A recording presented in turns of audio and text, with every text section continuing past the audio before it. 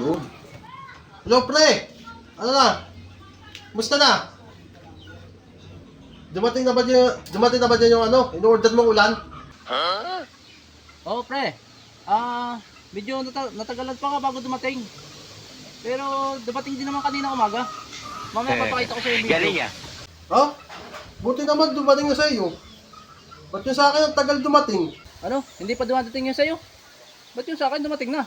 Pero yung pagkakadating, yung unang buhos ng ulan, mahina pa. Pero yung kasunod, malakas. Mamaya papakita ko yung pangalawa sa iyo. Papakita ko muna.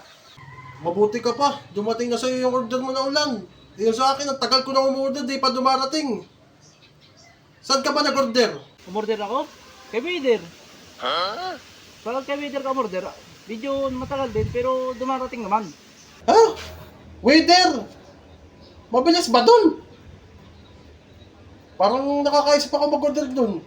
Yung sa akin kasi, yung order ako sa Shopee, ang tagal, delay. Oh, para maniwala ka, isisend ko sa'yo sa messenger para makita mo. Sige, pasend mo nga sa akin sa messenger na makita ko. Oh, sige, isisend ko na. Hintayin mo na lang, isisend ko na sa'yo. Ano? Yan, andyan na. Galing ah. Uy!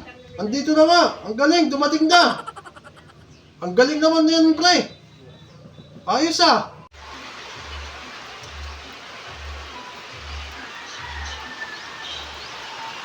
Dapat, kay Wader ka umorder, hindi sa Shopee. Sa Shopee, wala silang panahon, wala silang Wader.